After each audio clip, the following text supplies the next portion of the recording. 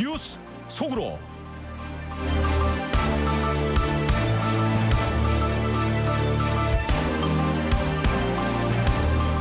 도널드 트럼프 전 대통령이 대선 맞상대인 카멜라 해리스 부통령에 대해서 인도계에서 흑인으로 변신을 했다라는 인종주의 발언으로 도마에 올랐습니다. 트럼프는 어제 흑인 언론인협회 초청 모임에서 해리스는 이제까지 항상 인도계 혈통이라고만 홍보해 왔었다라고 주장하고 있습니다. 또 평소 표준어를 구사했던 카멜라 해리스 부통령이 딥사우스 선거 유세에서 남부 억양을 썼다가 해당 지역 유권자들의 반발을 샀다고 언론들이 보도하고 있습니다. 뉴욕포스트는 자마이카 아버지 그리고 인도 어머니 사이에서 태어난 해리스는 샌프란시스코 출신으로 백인들의 억양을 지금까지 써왔는데 대선 결과를 좌우할 남부 경합주에서 이들의 표심 공략을 위해 사투리를 쓰며 가짜 장사꾼 조롱을 받고 있다라고 전하고 있습니다. 자, 봉화식 기자. 안녕하십니까. 공화당 대선 후보 도널드 트럼프 전 대통령 어제 이 카멜라 해리스 민주당 대통령 후보에 대해서 아주 민감한 인종주의 관련 발언을 했네요. 네, 어제 전미 흑인 언론인협회 초청 토론회에 도널드 트럼프 후보가 참석을 했는데 약 2주일 뒤 이곳 시카고에서는 민주당 전당대회가 열리게 되죠. 그렇기 때문에 아주 그 문제의 발언이 나왔다는 시점, 장소가 눈길을 끌었습니다. 해리스 부통령이 갑자기 흑인 여성이 됐다면서 항상 인도계 혈통이라고 홍보해왔는데 왜 대통령 선거를 앞두고 카말라 해리스가 갑자기 흑인 정체성을 강조하기 시작했냐. 이것이 바로 도널드 트럼프 후보의 그 어제 발언이었습니다. 이어서 트럼프 후보는 이렇게 얘기를 했는데요. 나 자신도 몇 년 전까지 카말라 해리스가 흑인으로 변신하기 전까지는 흑인인 줄 몰랐다. 인도계로 알고 있었다. 이렇게 말하면서 이제는 카말라가 흑인으로 자리매김하고 싶어한다. 흑인으로 인정받고 싶어하는데 도대체 카말라 해리스라는 후보가 인도계냐 흑인이냐 나 트럼프는 정말 모르겠다. 이렇게 덧붙였습니다. 한마디로 애매하게 왔다 갔다 하지 말고 자신의 정체성을 분명히 밝히라고 역공을 가한 것인데 참고로 말씀드리면 트럼프 후보 본인은 독일계입니다. 그렇지만 독일계라는 사실을 감추기 위해서 원래 자신의 독일성인 드룸프라는 이름을 독일식 발음을 감추기 위해서 미국식 트럼프로 개명을 한 전력이 있기 때문에 트럼프가 이렇게 말하는 게 과연 온당한 것인지 그런 의문은 있습니다. 네, 자 여기에 대해서 진행자가요 트럼프의 발언이 사실이 아니다라고 반박하지 않았습니까? 네, 어제 초반부터 그 흑인 언론인 협회 초청 토론에 아주 긴장된 분위기를 조성했는데 네. 흑인 여기자인 ABC TV의 레이첼 스캇 아주 그 강단 있는 기자죠. 진행을 맡으면서 트럼프의 발언은 사실이 아니라고 예를 들어가면서 하나하나 반박을 했습니다. 그 해리스 후보가 이 레이첼 스콧 기자의 말에 따르면 해리스 후보는 자신의 정체성을 감춘 적이 없다. 평소에 자신이 흑인이라고 말을 해왔고 또 워싱턴 DC에 있는 흑인 명문대학인 하워드 대학교를 나왔다고 하지 않았냐. 그렇기 때문에 트럼프 당신의 발언은 어폐가 있는 것 같다. 이렇게 날카롭게 반박을 했는데 이 말을 듣자마자 흥분한 트럼프 후보가 왜 인사 How are you doing? 인사 한마디 없이 대뜸 처음부터 이런 끔찍한 무례한 질문을 내게 퍼붓느냐. 난 그런 기자를 본 적이 없고 당신 ABC TV 출신이냐? 가짜뉴스 방송국 출신하냐 이렇게 비판을 했습니다.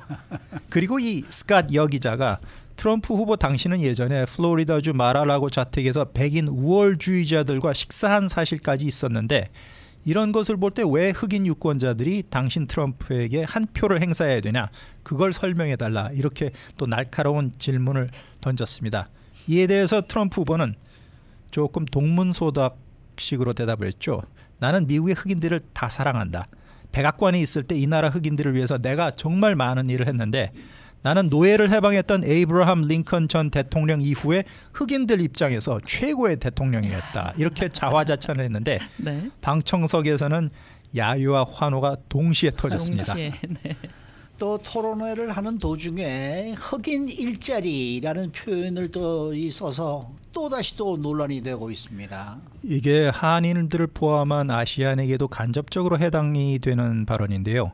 이 모임에서 트럼프 후보는 불법 이민자들이 흑인들의 일자리를 차지하려 한다, 이렇게 근거 없는 주장을 반복을 했습니다. 그래서 이 ABC TV의 스캇 기자가 흑인 직업이 무엇인지 좀 명확히 설명해 주십시오, 이렇게 말을 했는데, 이에 대해서 트럼프 후보는 모든 사람에게는 직업이 있다, 그것을 말하는 것이다, 이렇게 말하면서 그들, 다시 말해 불법 이민자들이 흑인들의 고용을 빼앗고 있다, 이렇게 말했습니다. 그 경쟁자인 해리스 부통령에 대한 인신공격 발언도 이어갔는데요. 그 유권자들이 알지는 모르겠지만 해리스 후보는 변호사 시험에 낙방한 사람이다, 그리고 인지력 시험도 통과하지 못할 수도 있다, 이렇게 깎아내리기도 했습니다. 네. 자, 그리고요, 그 반면에 카말라 해리스 후보가요, 유세를 하면서 남부 특유의 억양을 썼거든요. 그래서 해당 지역의 유권자들로부터 또 야유를 받았어요. 중부 러스트벨트에 이어서 남부 지역 역시 공화당 민주당 뺏길 수 없는 아주 요충지인데요. 네. 그렇기 때문에 해리스 후보가 조지아주를 포함한 남부 유세에 신경을 많이 쓰고 있습니다. 어제 언론 보도에 따르면 해리스 후보가 샌프란시스코에서 자란 그런 그 다인종이기 때문에 그래도 백인 억양을 사용해 왔습니다. 그런데 대선 결과를 좌우하기는 남부 경합주를 찾을 때는 이들의 표심을 공략하기 위해서인지 일부러 남부 사투리를 쓰는 모습을 보였는데, 이에 대해서 뉴욕 포스트 신문은 장사꾼이다, 가짜 흑인이다, 이런 조롱을 유권자들로 받고 있다고 보도하기도 했습니다. 아니 근데 뭐 우리가 부산에 가서 무슨 사투리 흉내 한번 내봐서 얘기할 수도 있고, 또 목포에 가서 또 전라도 사투리를 흉내낼 수도 얘기 한마디 할 수도 있고, 뭐 그럴 수 있는 건데 너무들 좀 과한 것이 아니냐. 왜냐하면 이 뉴욕 포스트가 지금 이걸 보도하고 있는데, 이 뉴욕 포스트는 또 이거 공화당이거든요. 그러니까 좀 그런 것도 좀 있지 않나 하는 생각이 들기도 하는데. 그런데 이거 있어요. 네? 사투리를 제대로 해야 되거든요. 네. 그러면은 강하게 다가갈 수 있어요. 네. 그런데 샌프란시스코에서 태어나고 자랐을 거 아닙니까? 그런데 예를 들어서 이제 제가 이제 경상도 출신인데, 영화나 이런 거 보면은 어색한 서울 사람이 흉내내는 경상도 사투리를 들으면은요, 굉장히 불편하거든요. 그래서 완전한 사투리였으면은 막 박수 받았을 거라고요. 근데 어색하게 하니까 아이 저럴 거면 하지 말지 뭐 이러지 않았을까? 보통 그렇게 되지 않아요? 예를 들어서 부산에 가면은 같이 네. 있다가도 네. 네 밥 묵었노? 뭐 이런 식의 그게 얘기 한번 이상한- 해보게 되잖아요. 그게 이상한 사투리인 거예요. 니 밥 묵나? 이게 맞는데 니 밥 묵었나? 이러면 이상하거든요. 아니 그런데 뭐 어떻게 뭐라고 얘기를 한 거예요?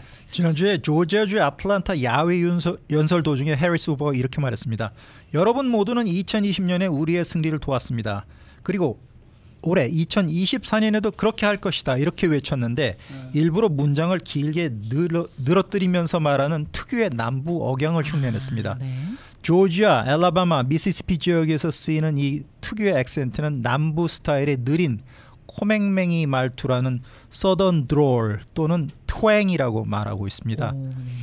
그래서 언론에서는 남부 유권자들에게 친숙하게 다가가기 위해서 일부러 이렇게 말한 것 같은데, 네. 사투리와는 거리가 먼 표준 억양을 구사해왔던 해리스가 갑자기 남부 억양을 흉내내자 거부감이 느껴진다, 이런 비판이 많다고 보도했습니다. 네. 컨트리 뮤직, 바베큐가 남부의 상징인데요. 남부 정체성을 반영하는 억양을 외지인격인 해리스가 모방하는 데 대해서 남부 지역민들의 반감도 큰 상황입니다. 다시 말해서 문화와 뿌리와 정서를 공유하는 사투리가 정치인들의 인기몰이를 위해서 이용을 당하는 이런 얄팍한 정치적 행태 규탄돼야 된다, 이런 의견도 많습니다. 그래요. 한 가지 예로 오바마 대통령 시절에 퍼스트 레이디였던 미셸 오바마 역시 그 프린스턴 대학을 나온 아이비리그 아주 그 우등생 출신인데, 주변 흑인들로부터는 당신은 왜 흑인이 흑인 억양의 영어를 안 쓰고 백인 스타일로 말을 하냐, 이런 흑인층의 비판을 받는 적도 있습니다. 이런 거에 미국 사람들은 좀 민감한가 봐요. 아니 오바마도 사실 말하는 거 이렇게 들어보면은 백인이죠. 완전 백인이죠. 눈 감고 들으면 백인 발언 저 억양이죠. 네. 최고 앵커님 말씀처럼 그렇게 그냥 좀 가까이 다가가기 위해서 사투리를 쓸 수는 있는데 이건 굉장히 좀 강하게 비판을 하는 것 같고요. 과거에 그 힐러리 클린턴 전 국무장관도 왜 2008년 대선 때 남부를 찾아가서 흑인 억양을 써서 강하게 비판받은 적이 있더라고요. 네, 남편이 빌 클린턴 전 대통령이 남부의 아칸소주 출신이죠. 네. 그곳에서 클린턴 전 대통령이 32살 때 아칸소 주지사에 당선이 됐습니다. 그래서 힐러리와 함께 부부가 아칸소주에서 20년 가까이 살았는데 그렇기 때문에 이 힐러리 역시 남부 억양에 굉장히 친숙한 편임에도 불구하고 백인 엘리트 이미지가 강했기 때문에 자신이 대통령 후보로 나왔을 때 남부에 가서 남부 억양으로 연설을 하는 데 대해서 남부 유권자들이 반발을 한 적이 있었습니다. 조심해야 되겠네요. 우리 다른 지역에 가서 캘리포니아 억양으로 얘기하면은 아유 눈초리가 따가울 듯합니다. 싫은 건 무조건 뭘 하든 다 싫은 거예요. 그런가 봐요. 네. 자, 부통령 후보로 지명된 지 한 달도 채 되지 않은 제이디 벤스 상원 의원, 이 공화당의 골칫덩어리를 떠오르고 있다라는 소식인데요. 원래 제이디 벤스 상원 의원이 초창기에는 반 트럼프 진영의 대표였죠. 그런데 이제는 마가 미국을 다시 위대하게 만들자는 트럼프 진영의 선두주자 부통령으로 지명이 됐습니다. 이력이 표변한 셈인데요. 과거 여성과 민주당 인사들을 상대로 남긴 강경 발언이 지금은 자신에게 부메랑이 돼서 돌아오는 중입니다. 네. 이에 대해서 트럼프가 벤스 부통령 후보에 대해 재신임을 다시 확인했지만 보수 진영 일각에서는 부통령 후보를 교체해야 되는 거 아니냐 이런 말까지 나오고 있습니다. 영국 파이낸셜 타임스 보도에 따르면 트럼프의 부통령 선택에 대해서 지금 공화당원들 사이에서도 불안감이 갈수록 증폭되고 있다 이렇게 보도를 했습니다. 바로 벤스가 한 문제의 발언, 아이가 없는 사람은 소시오패스다. 그리고 이들은 더 많은 세금을 내야 된다. 이런 과거 발언이 지금 다시 조명받고 있고 또 고양이를 기르는 독신 여성을 가리키는 이른바 캣 레이디들이 미국을 자기 자신들처럼 비참하게 만들려 한다. 이런 발언도 지금 도마에 올라 있습니다. 지금 낙태권이 굉장히 대선에서 첨예한 이슈인데 이런 여성의 몸에 대한 그런 관련 발언으로 벤스가 굉장히 지지층으로부터 비난을 받고 있습니다. 이렇기 때문에 중도 성향 유권자들까지 투표장으로 불러내서 민주당의 한 표를 찍게 만드는 역효과가 나오지 않냐 이런 우려가 나오고 있는데 벤스가 과거에 또 흑인 여성이 다른 인종보다 낙태를 더 많이 하는 경향이 있다 이런 말까지 한 적이 지금 있습니다. 최근에 CNN 조사를 보면은 중서부 경합주 5곳에서 벤스에 대한 비호감도가 44%에 이르면서 호감도 28%를 크게 앞지르기 시작했습니다. 그리고 부통령으로 지명된 이후에 바이든 대신 여성인 해리스 후보가 민주당의 대선 후보로 되면서 트럼프가 당초 계산했던 벤스를 이용한 백인 표심 확보 이런 작전이 흔들리고 있다는 여론입니다. 네. 자, 다음은 중동 쪽으로 가보겠습니다. 이란의 최고 지도자 아야톨라 알리 하메네이가 팔레스타인 무장정파 하마스의 최고 지도자인 이스마일 하니예가 암살된 사건을 두고 이스라엘을 직접 보복하라라는 명령을 내렸다는 소식인데요. 네, 하마스 최고 지도자 이스마일 하니예 오랫동안 카타르에서 은신을 해왔는데 이란 대통령 취임식 참석을 위해서 테헤란을 방문하던 중에 당초에는 외부 미사일 공격으로 사망했다 이렇게 보도가 나왔는데 알고 보니까 건물 내부에 밀반입됐던 폭탄이 터져서 숨졌다 이렇게 사인이 밝혀졌습니다. 네. 아마도 이스라엘 측에서 공작한 것이 아니냐 이런 의구심이 나오고 있는데 이런 상황에서 이란 최고 지도자인 하메네이가 최고 국가안보회의를 긴급히 소집을 했고 여기에서 이스라엘을 직접 보복하라는 지시를 내렸습니다. 하메네이는 한술 더 떠서 어제 수도 테헤란에서 숨진 하니예의 장례식 기도를 직접 이끌기도 했습니다. 이제 보복하라는 공격 지시에 이어서 장례 절차까지 이란의 최고 지도자가 손수주재하면서 중동의 확전 위기가 더 커질 가능성이 어느 때보다 높은 것으로 파악되고 있는데 유엔 안전보장이사회에서도 안보리 긴급회의를 소집했습니다. 하메네이 지도자가 이제 이스라엘이 우리의 손님을 순교하도록 만들었다. 그러니까 우리 공화국 영토에서 발생한 스라린 사건과 관련해서 마땅한 피값을 치르는 것을 우리 이란인의 의무로 여겨야 된다. 이렇게 강조를 하면서 이스라엘과 하마스 사이의 전쟁이 이제 이란까지 포함되는 중동 전체 국지전에서 전역으로 퍼지는 게 아니야. 이런 우려가 커지고 있는 그런 상황입니다. 네, 시간이 좀 지났는데 이스라엘의 반응에 대해서 짤막하게 좀 전해주시겠어요? 이스라엘의 네타냐후 총리도 어저께 안보내각 회의를 마쳤는데 대국민 연설을 거행했죠. 네. 우리는 이란이라는 악의 축과 실존적인 전쟁을 벌이고 있다면서 어려운 날이 다가오고 있지만 모든 시나리오에 대비하고 있다. 그렇지만 한이의 암살 사건에 대해서는 일체 언급을 하지 않았습니다. 네. 그렇기 때문에 이스라엘 역시 강공책, 온건파가 설당이 없는 강공책을 유지한다는 그런 방침을 총리가 밝혔기 때문에 이 중동 위기 앞으로 어떻게 더 확대될지만 지켜야 될 것 같습니다. 미국 항공사들이 텔아비브 항공편 운항을 중단했다고 하더라고요. 네, 미국 주민들이 이제 중동 지역에 가는 것을 미국 정부에서 자제해달라고 얘기를 했는데 그 유나이티드를 포함한 미국 항공이 이 지역에 가는 항공편 일단 중지시켰습니다. 예. 네, 수고 많으셨습니다. 봉화식 기자였습니다.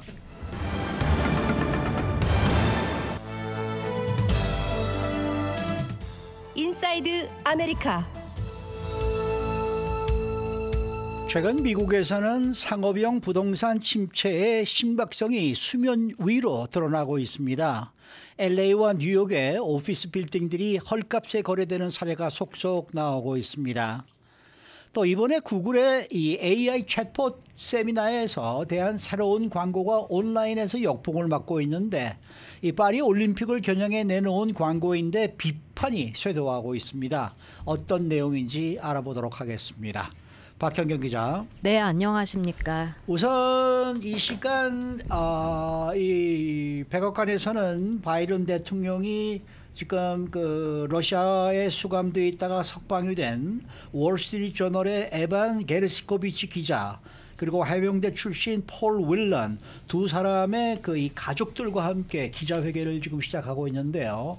오늘 새벽에 미국과 러시아는 이 수감자들을 교환하기로 하고 모두 수감되어 있던 양측의 이 수감자들을 석방을 했습니다. 그래서 이 월스트리트 저널의 기자였던 에반 게르시코비치 기자 그리고 해병대 출신 폴 윌런이 석방이 되어서 미국으로 지금 오고 있다라는 소식입니다. 여기에 대한 자세한 소식도 들어온 대로 여러분께 속보로 전해드리도록 하겠습니다. 자, 우선 이 상업용 부동산이 가라앉는다라는 분위기는 몇 년 전부터 좀 엿볼 수 있긴 했습니다만은 이게 이제 수면 위로 부상하고 있네요. 그렇습니다. 최근 LA 다운타운과 뉴욕 맨하탄에서 거래되는 오피스 빌딩 가격을 보면 그러한 분위기가 한층 더 잘 느껴집니다. LA 다운타운의 52층 오피스 빌딩 게스컴퍼니 타워 거래 소식 앞서 모닝뉴스 시간에 짧게 전해드렸는데요. 이 게스컴퍼니 타워는 555 웨스트 5가에 위치한 52층 높이 오피스 빌딩으로 LA 다운타운 스카이라인을 대표하는 건물 중 하나로 꼽힙니다. 네. 그런데 차 매각되면서 이 게스컴퍼니 타워를 LA 카운티 정부가 2억 1,500만 달러에 구입하기로 잠정 합의했다는 내용이 오늘 LA타임스에 실렸습니다. 게스컴퍼니 타워는 2020년에 감정가가요 6억 3,200만 달러였습니다. 그러니까 4년 만에 4억 1,700만 달러나 대폭 내려간 겁니다. 네. 3분의 1이나 깎인 거네요. 네, 그렇네요. 3분의 1로. 네. 그런데 게스컴퍼니 타워만 그런 게 아니라고 해요. 또 다른 LA 다운타운 오피스 빌딩도 엄청나게 깎인 가격에 거래된다고 하는데 거기는 어디입니까? 777 사우스 피게로아 스트리트, 이 게스컴퍼니 타워 인근에 위치한 또 다른 52층 높이의 오피스 타워도 예로 들어볼 수 있습니다. 예. 이전에 브룩필드가 소유했던 이 오피스 타워는 1억 2천만 달러에 매각될 예정이라고 한 부동산 매체가 최근 전했는데요. 스퀘어핏당 117달러, 상당히 많이 깎인 가격이라 합니다. 불과 몇 달 전엔 약 1억 4,500만 달러에 매각될 뻔했지만 거래가 무산됐다 하고 그 후 이처럼 더 내려간 가격에 매각된다는 소식이었습니다. 네, 이처럼 이 오피스 빌딩 가치가 떨어진 거는 최근 몇 년 동안 다운타운 사물시 시장은 임대인들에게 불리한 그러한 조건으로 돌아섰기 때문이겠죠. 그렇습니다. 많은 세입자들이 코로나19 팬데믹 당시 사무실 공간을 줄였죠. 그렇죠. 직원들이 원격으로 일하게 되면서 그런 게 보편화되면서 그렇게 공간 자체를 줄였고요. 게다가 다운타운의 경우엔 치안 문제도 무시할 수 없습니다. 최근 몇 년간 다운타운 사무실 임차인 중 일부는 거리가 팬데믹 이전보다 훨씬 더 위험해졌다 이렇게 우려를 표했고요. 센트럴시티 같은 다른 지역으로 사무실을 옮기는 곳도 볼 수 있었습니다. 네, 그러다 보니까 사무실 건물의 공실률이 높아질 수밖에 없는 거네요. 네, LA 윌셔길 사무실에서 근무하는 한인들도 이전보다 건물이 많이 빈 걸 잘 느낀다라고 말을 하고요. 이 밖에 리징이라고 적힌 표지판도 쉽게 찾아볼 수 있는데요. 부동산 중개업체 CBRE에 따르면 LA 다운타운의 사무실 공실률 지난 2분기에 30%를 넘었습니다. 이건 일반적으로 임차인과 임대인 간의 이익이 균형을 이루는 그 수준의 3배가 넘는 수치라고 합니다. 이 엎친 데 덮친 격으로 지금 빌딩 건물주들을 더 어렵게 만든 게 있다고 하던데요. 네, 이런 상황에 더해서 높은 이자율, 고금리가 이 건물 소유주들이 리파이낸스를 받기 더 어렵게 만들었습니다. 결국 상황들이 여러 가지로 나빠지면서 빠른 매각이나 압류, 차압으로 이어졌고 매매 가격에 부담을 주는 상황이 됐다는 설명입니다. 이렇게 다운타운 사무실 가치가 하락하면서요. 낮은 가격에 오피스 부동산을 구입하려는 바이어들은 주목하고 있습니다. 한 부동산 분석가가 그렇게 밝혔는데 불행한 상황에 현금을 가진 다른 사람들에겐 이게 기회를 만들어낼 수 있다고 말했습니다. 그러면서 다운타운은 이전에도 호황과 불황의 순환을 거쳤고 항상 스스로 재창조했다고 덧붙였습니다. 네. 자, 그런데요. 오피스 빌딩의 침체 분위기는 이곳 LA에서만 그런 게 아니고 뉴욕 맨하탄에서도 그런 분위기가 나타나고 있다고 해요. 오늘 아침 LA 타임스에 이 게스컴퍼니 타워 소식이 실렸다면 예. 공교롭게도 오늘 아침 뉴욕 타임스엔 맨하탄 타임스퀘어 인근 한 오피스 빌딩 소식이 실렸습니다. 헐값에 매각됐다는 내용이었는데요. UBS 리얼티 인베스터스가 소유한 맨하탄 50번가의 23층 높이 건물이 어제 경매에서 850만 불에 낙찰됐다고 합니다. 맨하탄에 있는 건물이요? 맨하탄 빌딩이. 네. 혹시 동그라미 하나가 빠진 거 아닙니까? 맨하탄 미드타운의 중심 업무 지구에 있는 건물인데 이게 2006년만 해도 예. 3억 3,200만 달러였다고 하는데 와. 이게 이렇게 850만 불에 매각됐다는 소식입니다. 아이고 이런 저가 매각이 바로 팬데믹이 뉴욕의 상업용 빌딩 시장을 얼마나 뒤흔들는지를 보여주는 가장 충격적인 최신 사례다 이런 얘기네요. 뉴욕타임스는 이번 매각을 전하면서 그처럼 지적했습니다. 그런데 LA와는 좀 이번에 다른 점이 눈에 띄는데요. 이 해당 빌딩의 경우 건물주와 토지 소유주가 분리된 가운데 늘어난 공실률로 인해서 건물주가 매달 납부해야 하는 그 토지 사용료 부담 자체를 감당하지 못하게 된 게 이렇게 헐값 처분의 직접적인 배경이 됐다는 평가였습니다. 그렇군요. 자, 가만히 보면은 이전에는 정말 상상도 하지 못할 가격에 건물이 팔리는 그런 사태가 일어나고 있는 거네요. 네, 앞서 지난 6월에는요. 맨하탄 센트럴파크 인근의 유서 깊은 브로드웨이 1740번지 빌딩이 매입가보다 70%가 할인된 1억 8,500만 달러에 파밀린 사실이 드러나서 시장에 충격을 주기도 했습니다. 예. 아무도 지금과 같은 일이 오피스 시장에서 발생할 것이라고 예상치 못했다는 전문가들의 말이 있는데요. 앞서 전해드렸듯 이제 팬데믹 이후에도 재택근무가 일반화되면서 사무실 수요가 이전보다 급감했고 또 여기다가 고금리 장기화로 이자 부담까지 많이 늘어나게 된 게 전국적으로 상업용 부동산 침체의 주요 요인으로 작용하고 있다는 분석입니다.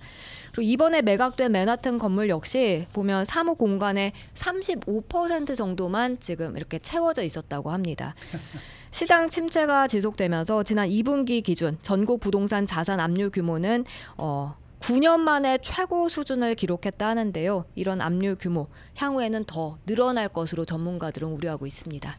하긴 뭐 생각해 보면 지금 40년 전에 1980년대 빌딩들 값이 올라가면서 일본 기업들이 또 얼마나 맞아요. 많은 미국의 기업을 맞습니다. 샀습니까? 빌딩들을. 맞습니다. 네. 뉴욕도 뭐 그때 뭐 상당했었죠. 그랬죠. 그다음에 이 LA에서도 일본 사람들이 빌딩을 무지무지하게 샀었는데 그게 그냥 뭐 다 꼬꾸라지면서 네. 또 다들 그냥 빈털터리로 다 그냥 물러나고 말았었죠. 그러니까 이게 보면은 이 오피스 빌딩은 한 40년, 30년, 40년 정도의 주기로 오르락 내리락 하는 것 같아요. 아, 네. 네. 그러니까 조심해야죠. 한때는 또 중국 사람들이 또 집을 또 많이 샀었잖아요. 그 사람들은 또 죽어지죠. 네네. 그러다가 또 많이 쭉 사죠. 빠져나갔잖아요. 네. 자, 다음 소식입니다. 구글의 새 광고가 역풍을 맞고 있습니다. 어떤 광고를 내보냈는데 이렇게 역풍을 맞는 거예요? 올림픽 금메달리스트 선수에게 팬레터를 보내고 싶어하는 딸을 위해서 아버지가 AI 챗봇에 도움을 요청하는 그런 광고입니다. 이 새 구글 광고는 온라인에서 역풍을 맞고 있다고 인터넷 매체 악시오스가 어제 보도했는데요. 이 보도에 따르면 최근 공개된 구글의 새 광고에는 파리올림픽에 출전한 미 육상 스타 시드니 맥클로플린에게 팬레터를 쓰고 싶어하는 그 소녀와 그녀의 아버지가 등장합니다. 이 소녀의 아버지가 구글의 AI 챗봇이죠. 제미나이에 내 딸이 편지를 쓰는 걸 도와달라 이렇게 요청을 하니까요. 제미나이가 즉시 이 편지 초안을 작성해내는 그런 모습이 광고에 담겼습니다. 이 광고가 비판을 받는 이유는요? 광고가 나간 뒤 댓글과 온라인 커뮤니티에는요. 사람의 마음을 표현하는 수단인 편지 쓰는 것마저도 AI에 맡긴다. 이건 맞아요. 부적절한 것 아니냐 하는 비판이 나왔습니다. 네. 자녀 교육을 AI에 맡기는 게으른 육아를 권장하는 것처럼 보인다는 반응도 있었고요. 네. 팟캐스트 방송 진행자인 린다 홈즈는 당신의 아이와 함께 앉아서 같이 편지를 써라. 이 광고는 너무 역겹다라고 네. 비판했습니다. 그리고 시라큐스대 한 언론학 교수도 이 영상 속 아버지는 자신의 딸이 스스로 표현하는 방법을 배우도록 권장하지 않고 있다고 지적했습니다. 이러한 비판에 구글 측은 어떤 입장이에요? AI가 인간의 창의성 향상을 도울 수 있는 걸 보여주고자 이렇게 광고를 만들었다고 해명했습니다. 구글 측은 우리는 AI가 인간의 창의성 향상을 위한 훌륭한 도구이고 창의성을 절대 대체할 수 없는다고 믿는다고 강조했고요. 또한 이번 광고를 통해서 미국 올림픽 팀을 응원하고 제미나이가 글쓰기를 위한 아이디어를 찾는 사람들에게 출발점, 사고의 시작점 또는 글의 초안을 제공할 수 있는 걸 보여주고 싶었다고 설명했습니다. 네. 광고 2편이 등장을 해서 그 네. 편지를 받은 육상 스타가 AI에게 답장 보내줘. 그러한 광고를 하나 만들면은 이것도 다 희화화 되면서 재밌게 끝났지 않을까 하는 생각이 드네요. 좋은 아이디어네요. 네, 수고 많으셨습니다. 감사합니다. 박현경 기자였습니다.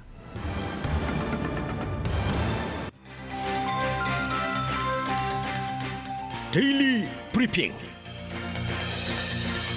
네, 매주 목요일 데일리 브리핑에서는 퀀텀 F&A 최은하 대표 모시고 이야기를 들어보는 날입니다. 최 대표님 안녕하십니까? 안녕하십니까? 네.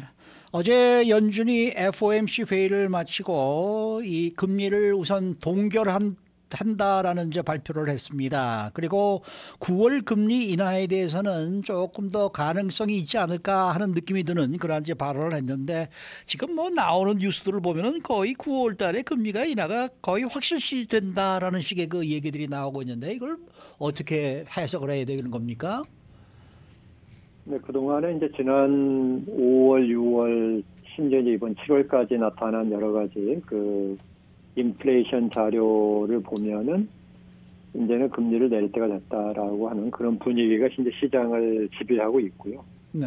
또 연준의 위원들도 여기저기서 이제 발언을 하는 과정에서 이제 그러한 부분들에 대해서 동의하거나 또는 심지어는 그렇게 해야 된다라고 네. 얘기하시는 그 분들도 있고 해서 뭐 당연히 지금은 이제 9월 인하설은 뭐 거의 100%에 가까운 기대치를 가지고 있죠.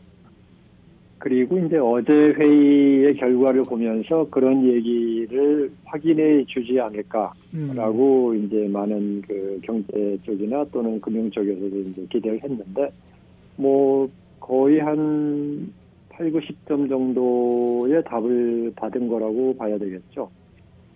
왜냐하면 연준은 9월에 내리겠다는 말은 할 수가 없는 상황이죠. 어느 조직이든지 그렇게 말을 할 수가 없어요. 그렇게 되면 무슨 말이 되냐면 논리적인 모순에 빠지는데 그렇겠죠. 우리는 9월에 내릴 게 확실하다 이렇게 얘기해버리고 왜 7월에 안 내리냐 이렇게 돼버려요. 맞아요. 네, 그래서 연준은 이제 그런 발표를 할 때 우리가 한 발짝 더 다가섰다 이런 얘기 정도 이렇게 모호한 표현할 수밖에 없고 어제 이제 실제로 파월 의장이 그 표현한 것 중에 이제 가장 그런 부분에 고민을 표현해 준 게 금리 인상 카드가 테이블에 올라왔지 않느냐 이런 표현을 했거든요. 네네네. 네, 이 정도만 해도 이제 그 상당한 이 가능성을 이제 올려준 거고. 그 다음에 이제 그런 내용 중에 중요한 게 결국은 앞으로도 이번 8월 그리고 9월까지 봤을 때 적어도 3개의 인플레이션 주요 자료가 나와요. 그러니까 8월에 7월 CPI, 그 다음에 7월 그 개인 소비 지출 물가, 그 다음에 또 9월에 소비자 물가 지수 이렇게 3번이라고 하는 큰 발표가 있기 때문에 이제 그것들을 보고 확인을 해야 되겠다라는 그런 입장을 확인해 준 거죠. 그래서 이제 종합적으로 보면은 금리 인하 가능성은 뭐 이제 연준도 인정하는 거다. 그것은 뭐 충분히 가능하고 그렇지만 지금 여기서 확답을 줄 수 있는 건 아니고 그렇겠죠. 이런 추세가 계속 가면은 이제 그렇게 될 가능성이 올라가지 않았느냐 이 정도라고 저희들이 이제 평가를 해야 되겠습니다. 좋은 뜻이라기보다는 가능성에 대해서는 상당히 올라간 그런 표현이다라고 해석할 수 있습니다. 그래도 어쨌든 이 물가가 연준의 목표인 2%대로 다가가는 어느 정도의 진전은 있었다 이렇게 이제 생각을 하는 거고 이제 그렇게 판정을 하는 것 같아요. 그렇죠? 그렇습니다. 네. 그러면은요 앞으로 예상되는 기준금리 인하 시나리오는 어떻게 펼쳐지게 될까요? 지금 그 연준이건 이제 어느 나라의 경제 당국이건 이제 가장 어려운 부분이 뭐냐면요. 예. 사실 정부가 그 시장 경제에서는 정부가 경제 상황을 좌우하는 것이 바람직하지는 않아요. 시장이 알아서 잘 되고 이래야 되는데 이제 정부의 역할이 있어요. 거기에 어느 정도의 역할이 있어서 그 부분에 이제 어느 정도 너무 편차가 크거나, 그러니까 갑자기 시장이 나빠지거나 우리가 팬데믹 때 경험했던 것처럼 네. 또 너무 경제가 좋을 때 좀 이렇게 미리 꺾어놓는 이제 이런 역할을 하는 일종의 2차 단위에서의 역할이 이제 정부 역할이 돼야 되는데 지금 시장 경제를 주축으로 하는 경제권에서의 이 정부의 역할, 특히 이 중앙은행의 역할이 어려운 점이 뭐냐면은 이게 바로 효과가 안 나온다는 데 있어요. 네. 항상 긴축을 했다 하면은 긴축하자마자부터 인플레이션이 꺾이고 하면 얼마나 좋겠어요. 또 그 다음에 경기 부양을 위해서 금리를 인하하고 돈을 풀었다. 그러면 그때부터 경제가 다시 좋아지면 얼마나 좋겠어요. 근데 이게 안 되거든요. 그렇게. 그게 상당한 시차가 필요해요. 그러니까 저희가 2022년도를 기억하시겠습니다만은 그때 인플레이션이 막 올라가는 단계에서 연준이 뭐 아직은 일시적이다 하다가 그 다음에 23년에 봐서 뭐 본격적으로 올라가니까 그때 금리를 막 올렸잖아요. 네. 그때 당시에 이 방송에서도 몇 번 그런 얘기가 오갔었습니다만은 많은 분들이 연준의 정책에 대해서 의심을 했죠. 뭐 저렇게 해가지고 되겠냐. 뭐 미국은 인플레이션을 이제 걷잡지 못한다라는 그런 의심이 많이 나왔는데 그때도 여기서 몇 번 뭐 같이 얘기했습니다만은 시차가 걸리기 때문에 두고 보면 반드시 인플레이션은 잡힌다. 이제 이런 얘기를 했었던 것처럼 이 시차 문제 때문에 지금 질문하신 내용의 가장 어려운 부분이 뭐냐면요. 이 상태로 놔뒀다가 네. 금리 인하를 너무 늦게 시작을 하면 네. 금리 인하의 효과에 의해서 경제가 살아나는 데까지 뭐 12개월에서 18개월 정도가 걸린다. 이렇게 봐야 되거든요. 그러면 지금도 늦었다라고 하는 사람도 있어요. 심한 경우. 네. 그다음에 9월에 내리기 시작해도 늦을 수 있다. 이런 부분도 있기 때문에 이제 이것 때문에 어려운 거예요. 이게 9월에 낮추면 너무 빨리 낮추는 거 아니냐라는 의견이 있을 수 있는데 그 의견은 뭐겠어요. 지금 아직 인플레이션이 확실하게 2%대 미만으로 안 왔는데 여기서 낮췄다가 잘못하면 인플레이션에 재현되면 어떡할 것인가 하는 우려를 하는 거고 네. 반대로 반드시 빨리 낮춰야 된다는 사람들은 이 시차적인 효과가 있기 때문에 나중에 나타날 결과를 본다면 지금을부터 낮춰놔야지 2025년도에 불경기가 오는 것을 미연에 방지할 수 있다라고 주장을 하는 거니까 이제 이 부분이 어려운 거예요. 그래서 현재 상태로 보면 9월이나 11월 정도가 적절하다 하는 것이 현재까지는 가장 컨센서스를 이루고 있는 부분이어서 지금 현재로 보면 이제 9월에 낮추는 게 거의 확실시 되는데 만약에 9월에도 안 낮춘다 그러면 뭐 11월은 더 확실해지는 건데 그래서 지금 질문은 뭐냐면 이거예요. 9월에 낮추고 11월에 낮추고 12월에 낮춰서 금년에 3번 낮출 거냐 아니면 9월에 낮추고 11월 낮추고 12월은 건너뛸 거냐 이 얘기예요. 네, 그래서 지금 어제 발표한 내용으로 봐서는 그 전까지는 이번에 FOMC 전까지는 3번 쪽으로 많이 기울었었어요. 근데 어제 발표한 분위기를 보니까 3번이 확실하지 않구나. 2번일 수도 있겠다. 이제 이 정도여서 이제 앞으로 두고 보실 일은 뭐냐면 9월에 발표할 때 과연 나머지 11월, 12월에도 연속 내릴 거냐, 아닐 거냐 이 부분에 이제 관심의 초점이 놓여지는데 거기에는 이제 고용시장이 상당히 좌우할 것이다. 만약에 실업률이 계속 더 올라가면은 금년도에 3회의 인하 가능성이 굉장히 높아지는 거고 실업률이 지금 4.0인데 4.0 선에서 계속 머물러 준다 그러면은 금년에 2번 정도로 끝날 수 있다. 이 정도가 지금 시장의 견해입니다. 또 오늘 아침에 또 이 신규 실업수당 청구 건수가 발표가 됐는데 작년 8월 이후 지금 최고치로 올라갔단 말이에요. 그리고 더더구나 이 2주 이상 계속해서 실업수당을 청구한 사람들은 직전주보다 3만 3천 건이나 늘어나가지고 2년 8개월 만에 가장 높은 수준이다. 그러니까 지금 이 노동시장은 이 연준이 원하던 대로 지금 과열 기미가 지금 완화가 되고 있다라는 그런 이제 느낌을 주고 있는데 이것이 그 연준의 정책에 어느 정도 조금 더 기준금리를 인하하는데 도움을 줄 수 있는 그러한 이제 포인트가 될까요?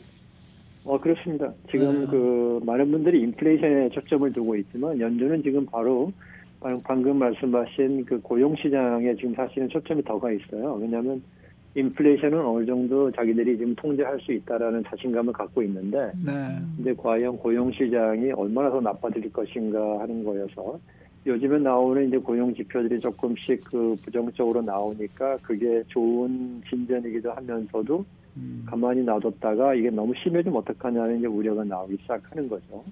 단지 이제 지난 화요일 날 발표되었던 구인 수요의 노동부 발표에 보면은 아직도 실업자 대비 이 직원을 찾는 비율이 한 1.2 정도가 됩니다.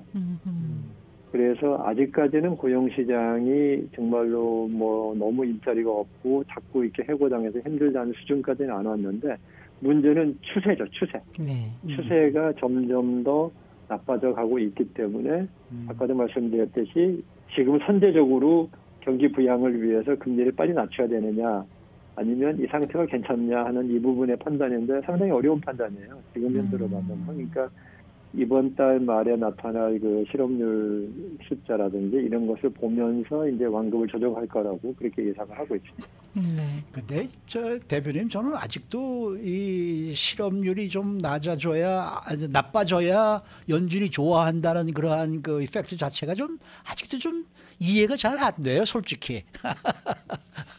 아마 많은 분들이 이해가 안 되실 거예요. 네, 그 부분은 이렇게 이해를 하시면 될 거예요. 실업률이라는 게요. 네. 마찰적 실업률이라는 게 있어요. 그러니까 어느 나라 시장 경제에서는 그러니까 계획 경제 그런 데 말고 그러니까는 공산주의 체제를 하고 있는 나라 말고 시장 경제를 받아들이고 있는 국가에서는 실업률이라는 게 마찰적 실업률. 이게 뭐냐면 대학을 졸업한 사람이 직장을 찾기 위해서 시간이 걸리는 게 있고요.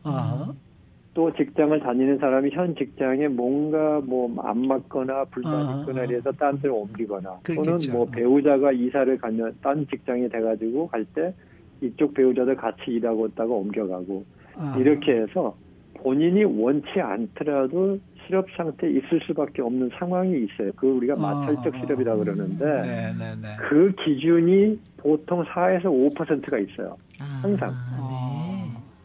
근데 만약에 그 마찰적 실업률보다 낮은 실업률이면 어떤 상황이 되냐면 사람 모시기가 정말로 어려워지는 거예요. 네. 그러면 경제가 과열돼 버려요. 너무. 그래서 그 마찰적 실업률을 고려했을 때 소위 적정 실업률이라는 기준이 있는데 이게 물론 굉장히 찾기 힘든 숫자긴 하지만 그냥 보통 일례적으로 볼 때는 한 3.5에서 한 4.5 정도에 유지하는 것이 그 고용주와 또는 일하고자 하는 우리 고용인들 사이에 가장 적정한 균형점이다라는 것이 있어서 실업률이 너무 낮다라고 얘기하는 것이 그러면 실업이 있어야 된다는 얘기냐? 그 말이 아니고 어쩔 수 없이 실업 상태에 있는 사람을 감안했을 때는 그 정도 됐을 때 가장 안정적으로 고용시장이 운영이 된다. 그렇게 이해를 하시면 될 것 같습니다. 그렇군요. 저는 실업률이 거의 1%, 2%는 돼야지 그게 좋은 거다 이렇게 생각을 했는데 잘못된 생각이었네요. 통계적으로는 그렇습니다. 경제학계에서 보면. 네, 알겠습니다. 어쨌든 뭐 저희 같은 사람들이야 우리 저 대표님이 이렇게 설명을 해주시니까 이제 그런가 보다라고 이렇게 알아듣게 되지만은 이게 이렇게 쉬운 일이 아닌 것 같아요. 보통 사람으로서는 이해가. 맞습니다. 네. 맞습니다. 네. 그래서 우리 라디오 코리아를 많이 들으셔야 되겠죠. 오늘 말씀 잘 들었습니다. 네, 감사합니다. 네, 지금까지 퀀텀 F&A 최연아 대표 함께했습니다.